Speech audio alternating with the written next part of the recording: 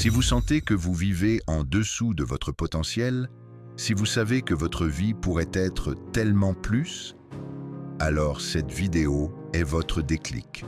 Aujourd'hui, je vous montre comment reprendre le pouvoir et créer votre vie idéale, étape par étape. Explorons cela à travers le prisme de la création de sa propre vie idéale. Codifions cela pour tous ceux qui ne savent pas encore à quoi ressemble leur vie idéale, mais qui savent qu'ils ne la vivent pas encore. Alors, étape numéro 1, prenez cela au sérieux. Pour vérifier si l'hypothèse est vraie ou non, vous devez vraiment mener l'expérience. Vous devez la faire sincèrement.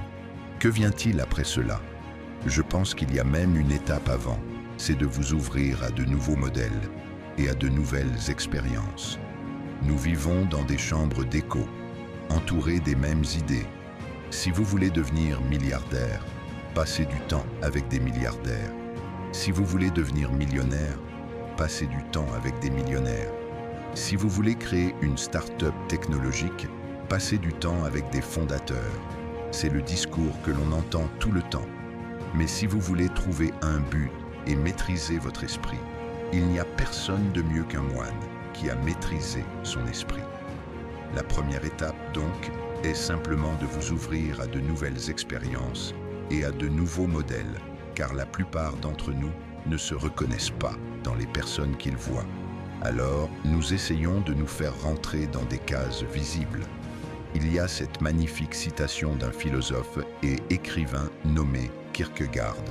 Aujourd'hui, je ne suis pas ce que je pense être. Je ne suis pas ce que vous pensez que je suis. Je suis ce que je pense que vous pensez que je suis. C'est tellement puissant. Je ne suis pas ce que je pense être. Je ne suis pas ce que vous pensez que je suis. Je suis ce que je pense que vous pensez que je suis. Nous vivons donc dans la perception d'une perception de nous-mêmes. Notre identité est façonnée par ce que nos parents pensent qu'on devrait être. Notre identité est façonnée par ce que notre université pense qu'on devrait accomplir. Et tant que vous êtes enfermés dans cette bulle et cette chambre d'écho, atteindre ce que vous voulez réellement est impossible. Je pense que beaucoup de gens aujourd'hui ressentent cela. Ils ne se reconnaissent pas dans le système éducatif actuel. Ils ne s'identifient pas aux 3, 4 ou 5 carrières que l'on leur propose. Le processus d'excavation et d'actualisation de soi commence par l'exposition. Vous ne pouvez pas devenir ce que vous ne pouvez pas voir. Si vous n'avez jamais vu un moine, vous n'aurez jamais voulu en devenir un. Si vous n'avez jamais rencontré de milliardaire, tu ne saurais même pas ce que cela implique. Tu ne saurais pas à quoi cela ressemble, ni ce que cela demande. Donc la première étape, être exposé à des expériences et des modèles uniques. La deuxième étape, trouver cette expérience ou ce modèle qui vous passionne et, exactement comme vous l'avez dit, le prendre au sérieux.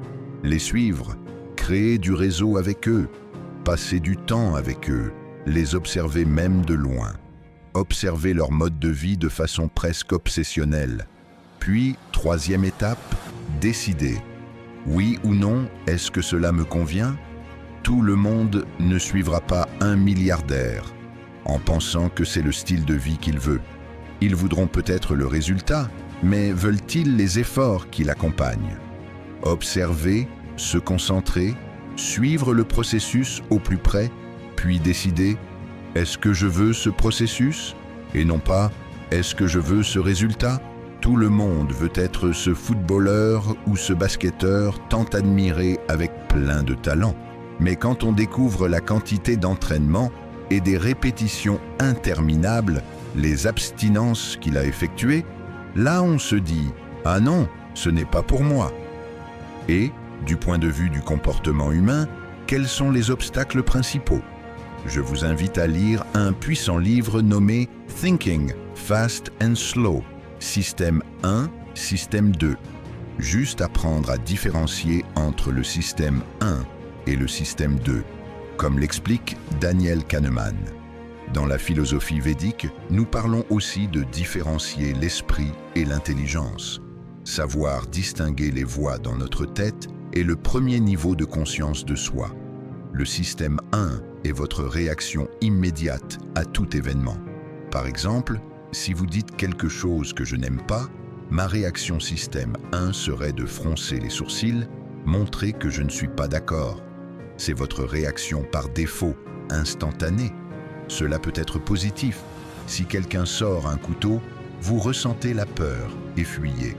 Mais cela peut aussi être négatif. Si quelqu'un dit quelque chose qui blesse votre ego et que vous répondez en vous défendant immédiatement. Ces réactions sont conditionnées, créées par l'habitude et la répétition.